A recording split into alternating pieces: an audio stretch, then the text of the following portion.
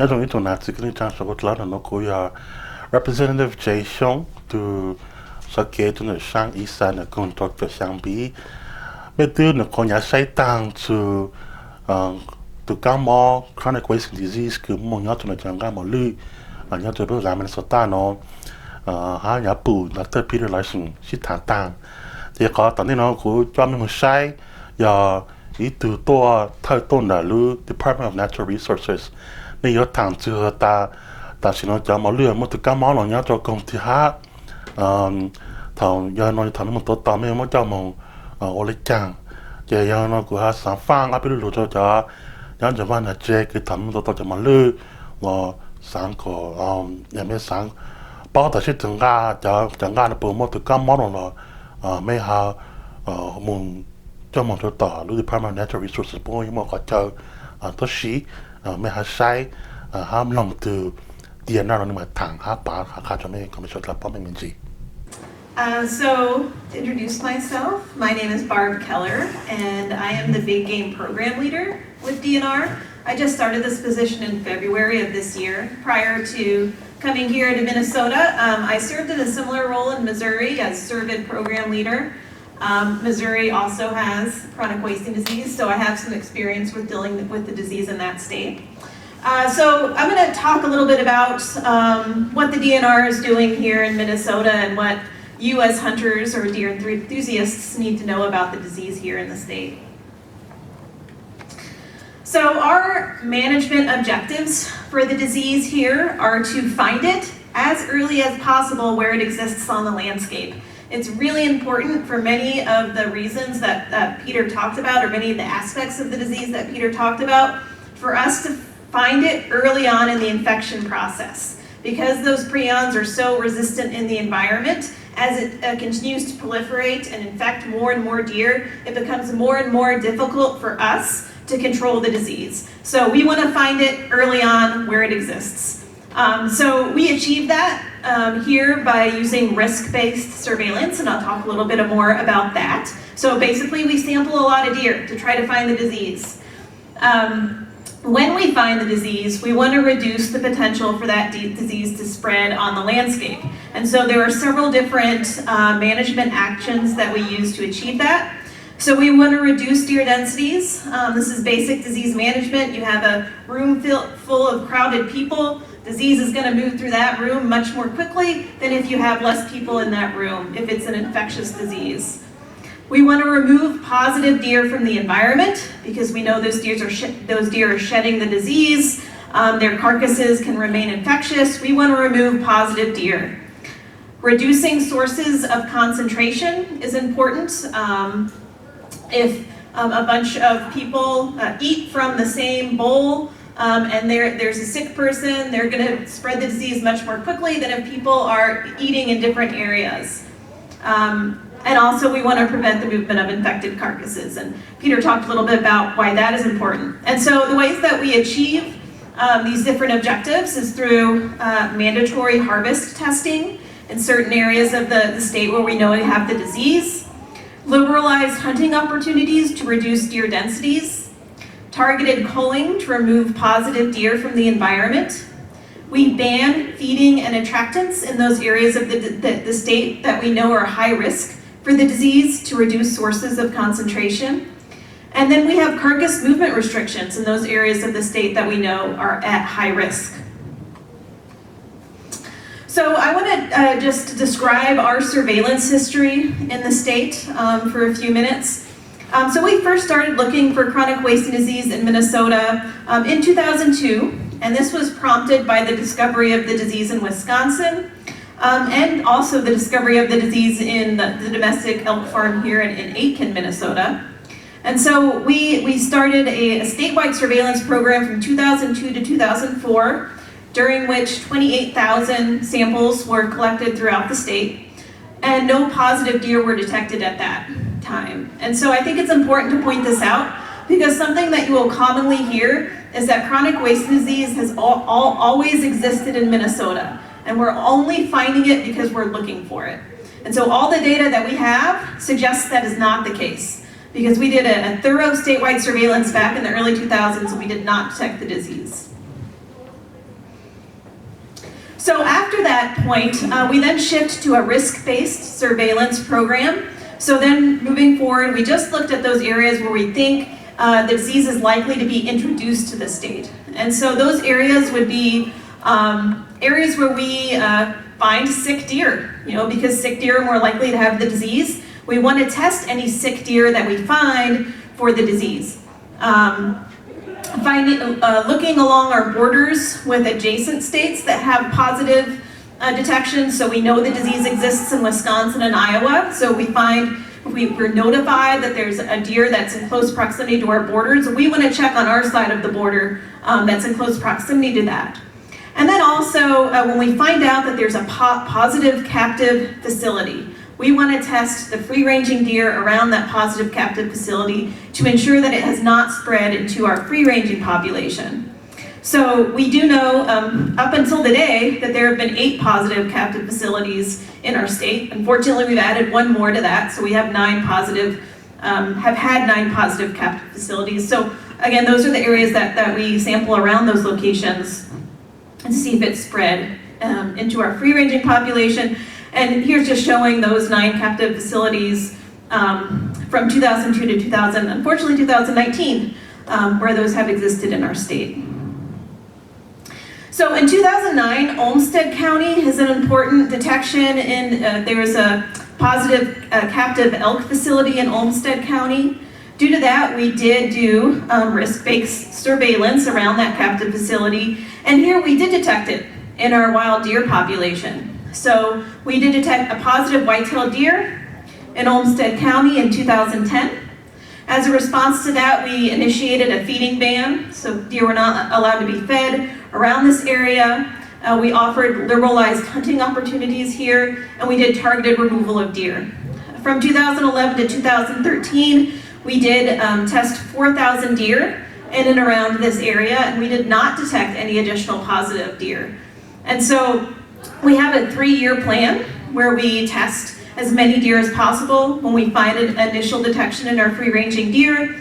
Given that we didn't detect any additional deer after that period, we did conclude our response there in Olmsted County. So that was seen as a positive experience, in that we responded to that positive deer with those management actions of targeted removals and liberalized hunting, and did not find any additional positive deer.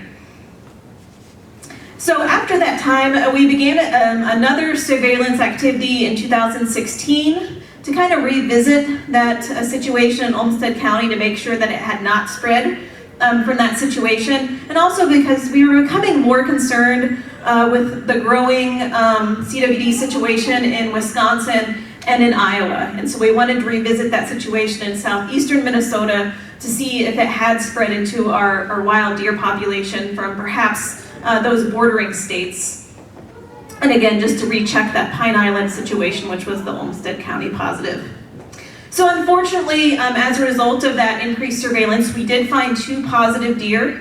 And those were located in southeastern Minnesota, nearby Preston, and then found an additional positive deer from our cooperating taxidermists. So we knew then that we did have the disease in southeastern Minnesota, and we began our responses with increased surveillance around those areas where we found the positive deer, liberalized hunting opportunities, and targeted removal of deer.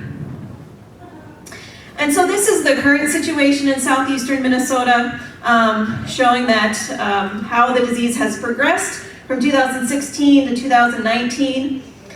So we have been finding an increasing number of positive deer in this area, and we have seen it spread from those original locations. So we do believe that the disease is persistent in this area. So all of the colored dots that you see here indicate the location of positive deer. Just this sampling year, we have detected 21 positive deer in southeastern Minnesota. I will specify that 8 of those are suspect, so they have not yet been confirmed by the lab. But assuming that they are confirmed, then that will make 21 positive deer in this area, which brings us to 72 positive deer in southeastern Minnesota to date. So again, this is our area of highest concern in the state where we believe the disease is persistent and spreading. As Peter mentioned, we do have one area in north central Minnesota that we are also concerned with. That's in the Brainerd area where one positive deer was detected just this past year, and that was in close proximity to a positive captive facility that had been detected. I think it was in 2016 that it was detected in Crow Wing County. So we've only detected one positive deer in this area of north central Minnesota.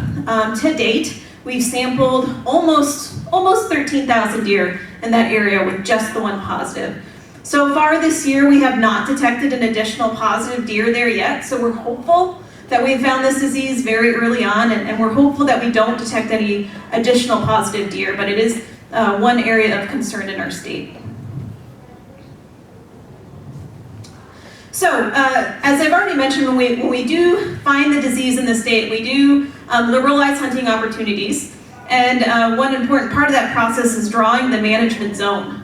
So what we typically do is draw a radius of about 15 miles around the points of where positive deer are detected.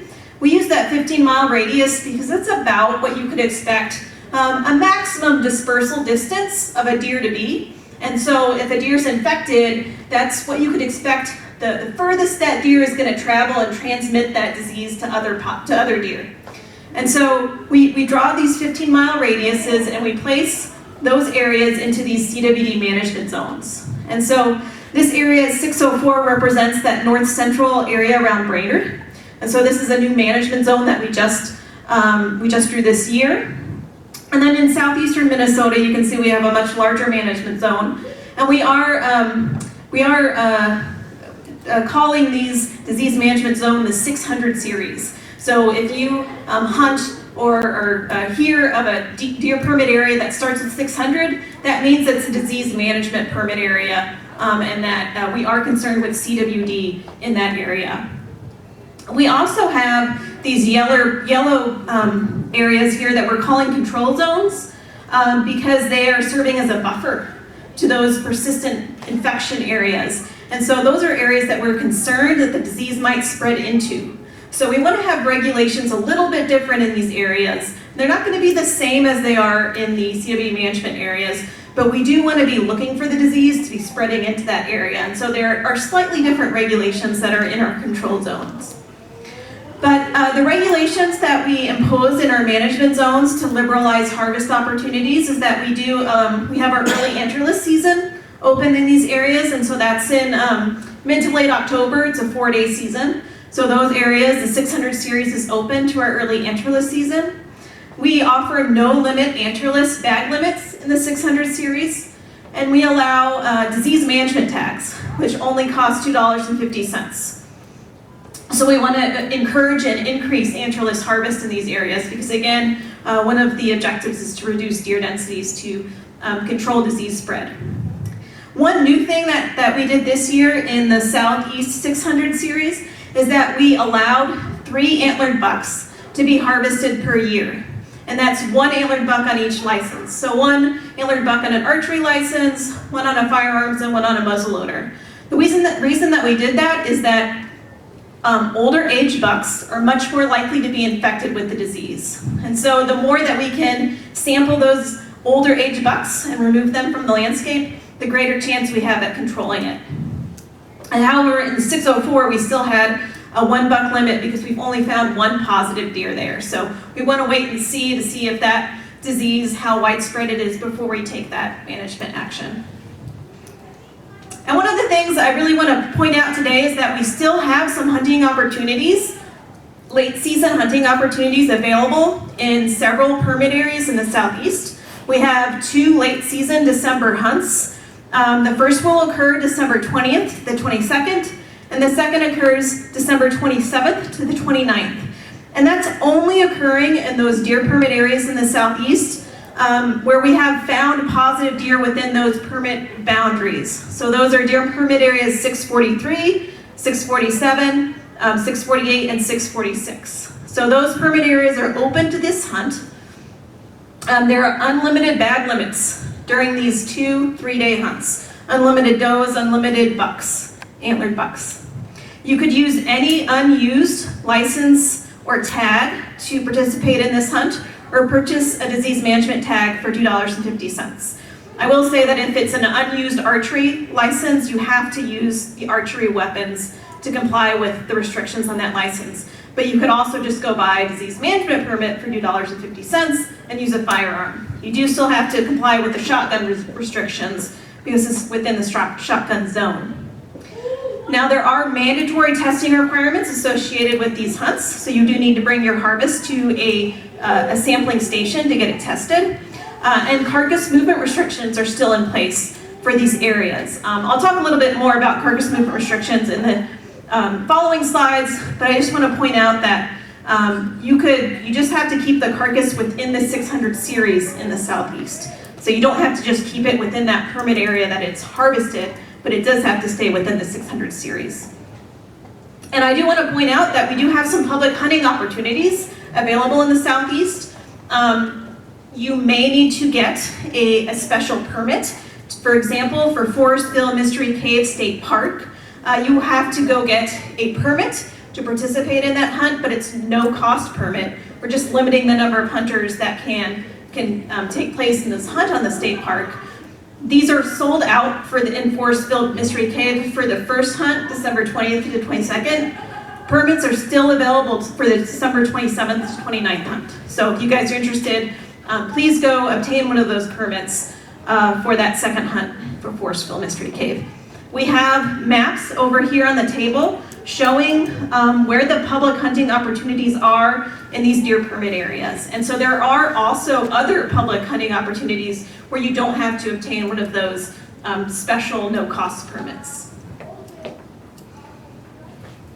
Okay, mandatory sampling. I already briefly talked about this, but we do impose mandatory sampling for our Southeast Management Zone, and the 604 series, all seasons, archery, muzzleloader, firearms. You have to take your deer to a sampling station. We have staffed sampling stations during the firearm season, and then we have self-service head barrels available for the archery and muzzleloader seasons.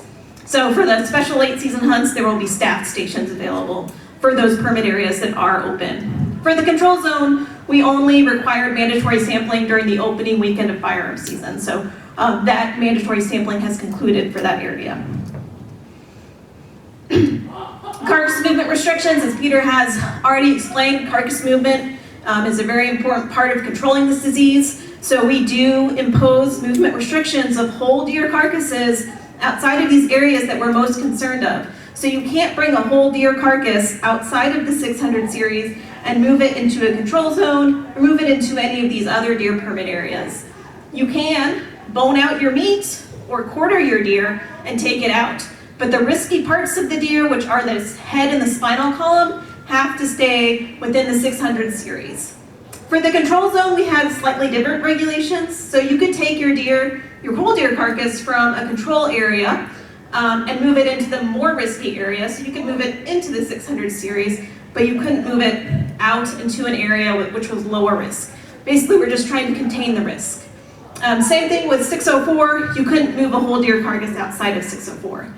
Now we know this is an inconvenience to hunters, especially those that are traveling from, say, the metro down to that area to hunt, and don't know what to do with their carcass and what to do with those parts. So we have attempted to make things a little bit more convenient for hunters. So we have set up dumpsters that hunters can use within the 600 series and within the control zone so that hunters can quarter out their deer or just if they process it at home within the 600 series, providing them with a safe location where they can get rid of those high-risk parts.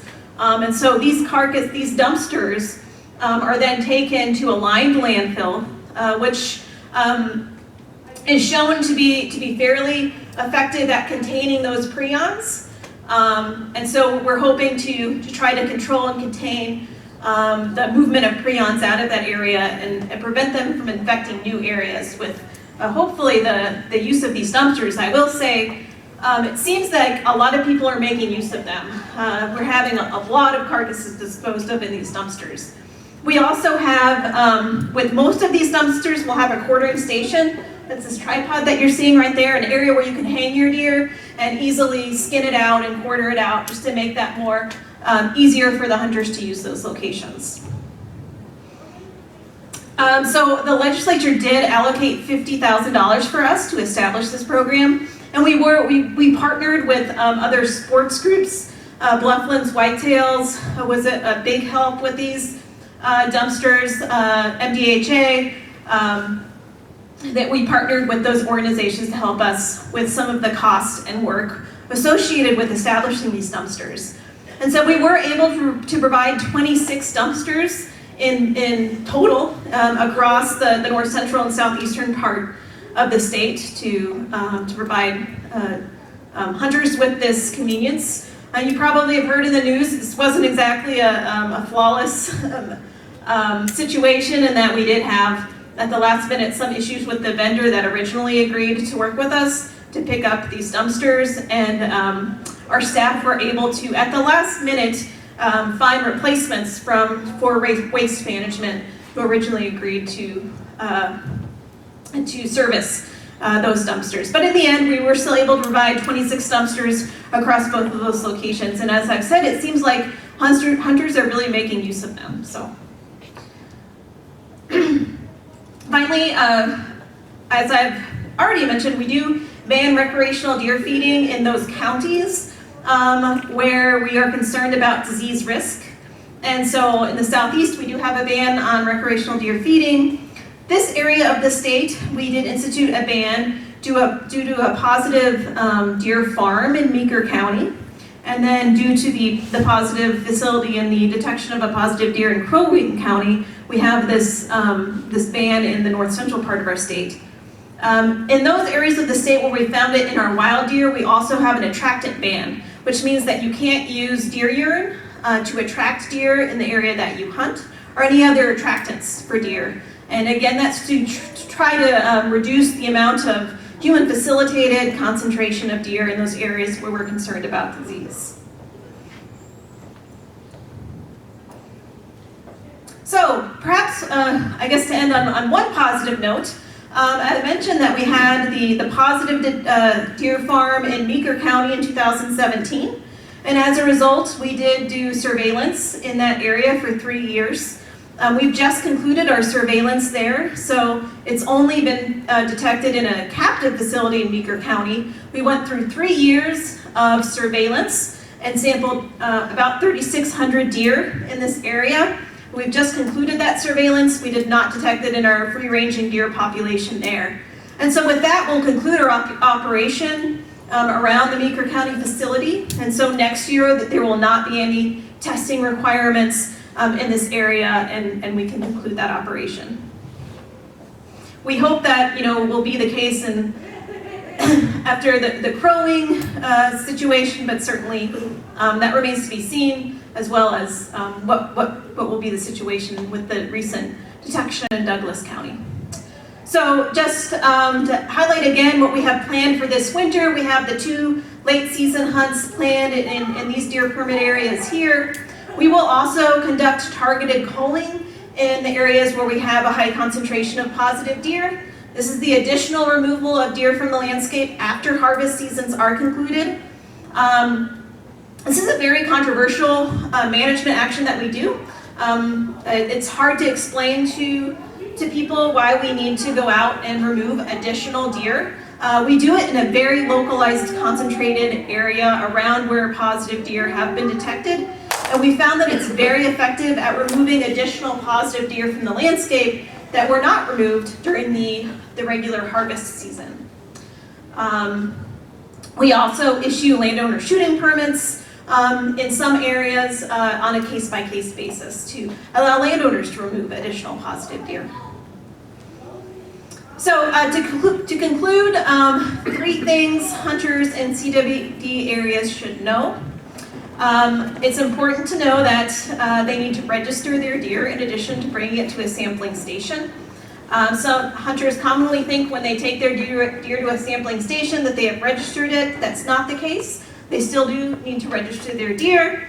Comply with the mandatory CWD sampling, either through our self-service sampling stations for archery or muzzleloader season, or in-person sampling stations for the firearms or special late season hunts, and to comply with carcass movement restrictions.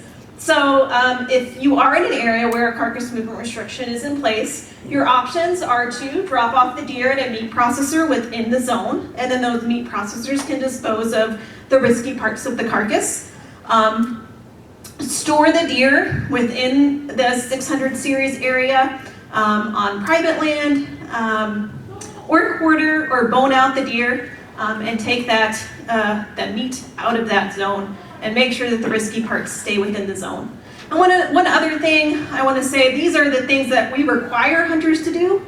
A best management practice for hunters would be when you have your meat from your positive deer, make sure you label it so that you can identify which deer that meat came from, so that in the case that you were to receive a positive test result, you can remove that you know what meat that deer, or you know what deer that meat came from, so that you can then, if you dispose of that meat, you know which one that you need to dispose of it.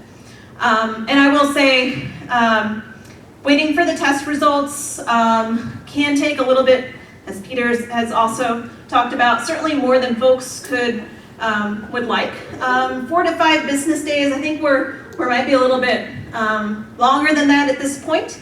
We use a lab in Colorado that many other states use. And during this time of the year, they can become quite backed up with all of the samples they receive from all of the states. And so just be patient with us. If you can bone out that meat and keep it in the freezer until we get your test result back, that's the best case scenario. And so that's all I had to share.